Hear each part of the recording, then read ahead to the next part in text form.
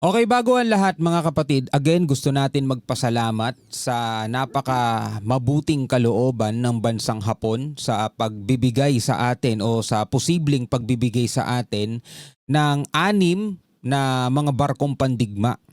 No? Maraming salamat sa bansang Japan dahil dyan.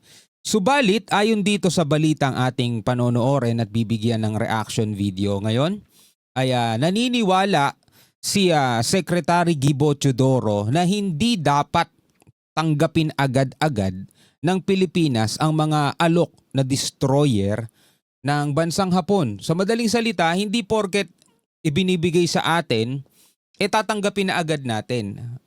Marami kasi silang kinukonsidera. Ayon nga rito sa balitang panonoorin natin, eto mga tol, kung napapanood ninyo, Secretary Teodoro, marami pang dapat ikonsidera bago tanggapin ang warships ng Japan. Ano-ano yung mga yon mga tol? Well, yan ang ating pag-uusapan ngayon. Bibigyan natin ng reaction, commentary, opinion, criticism at kung ano-ano pa. Pero bago yan, syempre, wag mong kalimutan mag-subscribe.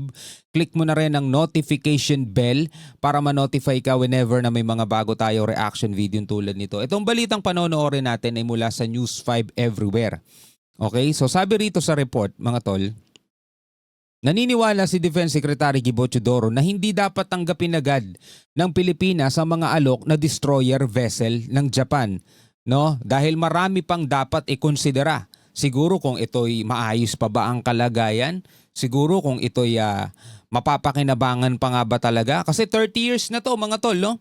3 dekada na tong nagseserbisyo sa Japan. Pero alam naman natin, pag sinabing made in Japan, pang matagalan talaga yan. Di ba? Tuloy natin to. Hindi raw dapat tanggapin agad ng Pilipinas sa mga alok na destroyer vessels ng Japan. Ayon po yan mismo kay Defense Secretary Gilbert Teodoro. Kung bakit, alamin sa frontline report ni Brian Castillo. Ito'y donasyon mga tol, no? Ito'y bigay, hindi ito binili ng Pilipinas. Kasi sabi rito sa isang balita, mga kapatid, mula rin dito sa News 5, ang sabi rito sa title, 6 na barkong pandigma ng Japan na idodonate. Idodonate sa Pilipinas. So, pag sinabing i-donate, ano yun, walang bayad, no? Ibibigay talaga. Pero sabing ganon, kahit yan ay bigay, hindi dapat tanggapin agad. Kailangan muna is mapag-aralan. Kailangan masusing pag-aralan, sabing ganon. Ito ang Abukama-class destroyer escort vessel ng Japan Maritime Self-Defense Force. 3 dekadang nagsilbi sa Japanese fleet ang nasabing warship. At ngayon, 6 nito ang planong ibigay ng gobyerno ng Japan sa Grabe no, 6. Philippine Navy. Bagamat aminadong malaking bagay ito para sa Pilipinas, hindi pwedeng agad-agad itong tanggapin ng ating bansa. Yun nga di ba? Na medyo mapapaisip ka, nakakalungkot pero oo nga no. Pwedeng ganun Pero di bale mga kapatid, no? Sila naman ang mas lalong nakakaalam niyan. Kung ito ba'y mapapakinabangan pa talaga natin, kung hindi ba tayo baka mas lalo pang mapagastos. Kasi like for example mga tol, bibigyan ka ng lumang kotse. Diba? For example, bibigyan ka ng lumang kotse. Siyempre ikaw, tatanggapin mo kasi bigay yun Pero nung ibinigay sa'yo, nakita mo, dami mo palang gagastusin para ka na rin bumili ng brand new. Diba? Parang ganon. Pero siyempre mga kapatid, eto ginagamit to Ginagamit to sa military nila. Hindi pwedeng hindi nila minemaintain to. Diba? Hindi pwedeng hindi nila minemaintain yan. Pero, eto tanong. Gaano kamahal? Gaano kalaki ang gagastusin ng Pilipinas sa pag-maintain yan? Diba? Kasi syempre iba na yung technology niyan. 30 years ago na yan Ayon kay Defense Secretary Gilberto Teodoro, maraming dapat isaalang-alang. Kabilang ang pagsisiguro na tugma ang mga warship sa sistema at teknolohiya na mayroon ng mga kasalukuyang barkong pandigma ng Philippine Navy. Nariyan din ang posibleng gastos sa pagsasaayos ng mga ito, lalo't mga lumang barko ito ng Japan. Well, of course, it will add to the fleet size, but that will depend on whether we need to spend money for weaponizing it, for interoperability, for secure communications. Problema rin ang mga naval base na paglalagyan ng mga Navy destroyer. Biruin mo, ganon ka huling-huli ang Pilipinas. Pati mga naval base problema din natin mga tol. Biruin mo, eto'y para sa modernization ng ating sandatahang lakas. Modernization pagmomodernisasyon.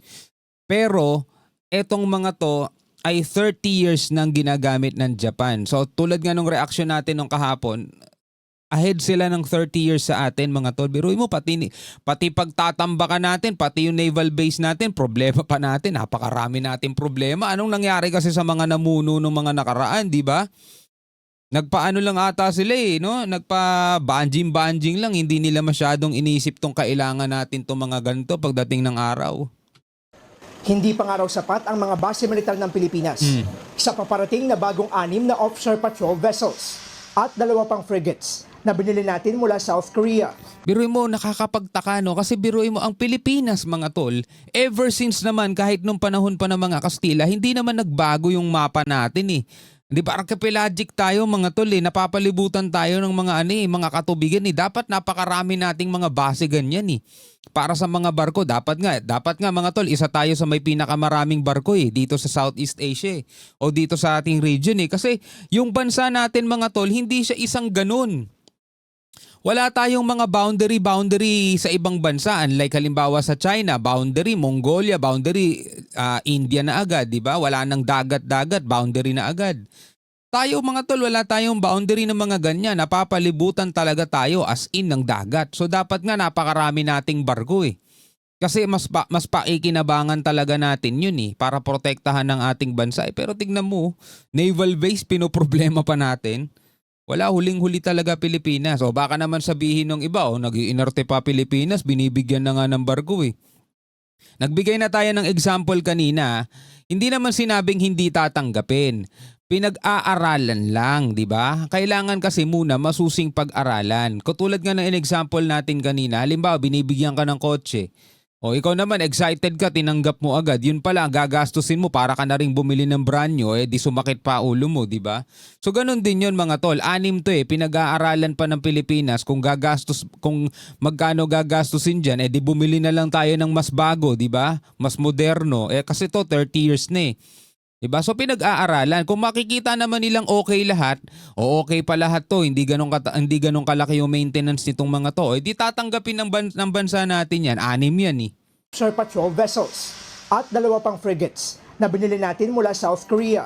The strategic basing initiative is hopefully going to break ground soon because we cannot afford to wait anymore for any other vessels to come without a home. We cannot afford to wait anymore. Na yung ibang mga vessel daw darating dito sa ating bansa tapos wala silang bahay. Oo nga naman, di ba? Saan natin ilalagay yan? Any other vessels to come without a home. Sinabi ito ni Teodoro sa Pacific Amphibious Leaders Symposium 2025 sa Taguig na unang beses isinagawa rito sa Pilipinas. Dinaluhan ito ng mga leader ng iba't ibang Marine Corps mula sa mahigit 30 bansa. Kaya magaling tong defense natin ngayon no? Defense Secretary natin ngayon. Anong masasabi nyo kay Secretary Gibo? Kasi gumagamit talaga siya ng utak eh. Diba iba, dala ng emosyon tayo, nadala tayo ng emosyon eh. Diba? Wow, salamat Japan, diba? Ganyan-ganyan. Pero sila, kailangan muna talaga nilang masusing pag-aralan. So ngayon, nare-realize natin, oo nga no. Kasi kung sobrang laki din naman pala gagastusin natin para ipaayos yan o para iisabay natin sa modernisasyon ngayon, baka mas maganda kung bumili na lang tayo ng mas makabagong barko, baka mas makamura pa tayo, brand new pa, di ba? Eto, bigay, pero gagastos pa rin naman tayo dyan kahit papano dahil nga sa pag-maintain eh. Dinaluhan ito ng mga leader ng iba't ibang Marine Corps mula sa mahigit 30 bansa. Layunin nitong mapaigting ang kooperasyon sa gitna ng tumitinding tensyon sa Indo-Pacific region. It is a strategic necessity. In an era of rapidly shifting geopolitical landscapes, it is clear no nation can stand alone. Ayon kay AFP Chief of Staff General Romeo Browner Jr., hindi ito dapat ituring na pagpapakita ng puwersa laban sa sinuman. Siyempre, kasi mga kapatid, etong China, masyado silang tamang hinala parate. Lagi na lang ang iniisip nila, nagpapakita ng puwersa sa kanila, muscle flexing nga ang tawag nila dyan samantalang sila ang paboritong gumawa ng mga ganung bagay It's a show of unity among like-minded nations who get together for a common value, and that is to promote a free and open Indo-Pacific. Yun. Yun ang mindset, di ba? Makailang ulit ng tinawag ng China na panguudyok ng gulo ang anumang aktibidad ng Pilipinas na pakikipag-alyansa sa ibang mga bansa. Na tila baga hindi nila binibigyan ng karapatan ng Pilipinas na makipag-alyansa sa ibang bansa. Kasi whenever na nagkakaroon tayo ng mga bagong kaalyado, ang tinatawag nila mga tol, panguudyok ng gulo. Imagine mo yun, no? Isipin mo kung anong klaseng mindset meron sila, di ba? Tayo'y isang bansa. Alangan ng maging isang bansa tayong wala man lang kaibigan kahit sino. Ano tayo? North Korea, di ba? North Korea nga kahit ganun sila mga tol. Meron silang mga kaalyadong bansa di ba? Nagpapadala nga sila ng libu-libong mga sundalo sa Russia North Korea yun mga tol Isolated yung bansang yun. Samantalang tayo mga tol, nakikipag-alyansa tayo sa ibang mga bansa, nakikipagkaibigan tayo, nakikipagsanib puwersa tayo ng puwersa, tapos sasabihin nila nang uudyok tayo ng gulo. Ang anong yan? Udyok ng gulo ang anumang aktibidad ng Pilipinas na pakikipag-alyansa sa ibang mga bansa. Kaya hindi raw maiwasang baka maging issue rin ito sa China. Hindi naman daw direktang nakatuon sa kahit na anong bansa ang pagsasama-samang ito ng iba't ibang Marine Corps.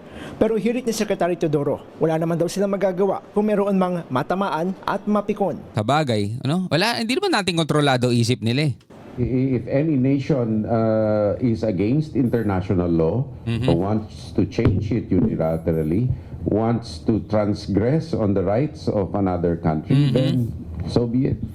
Nagbabalita Sabi niya, kung meron daw ibang mga bansa, mga tol, na tutol sa international law at gustong baguhin yun ng sila-sila lang, wala tayong magagawa mga tol, no? Anyway, bilang mga Pilipino, ano ang masasabi ninyo dito sa balitang ito na bago natin tanggapin etong 6 na warships na ibinibigay ng China o idinodonate, China tuloy, sorry, na ibinibigay ng Japan o idinodonate ng Japan dito sa Pilipinas, kailangan muna nating pag-aralan maigi bago natin tanggapin. Ano masasabi ninyo dyan mga tol? No? Sang-ayon kayo o hindi? Comment kayo sa ibaba. Hanggang sa muli, ako nga pala si Shovel D. Peace out.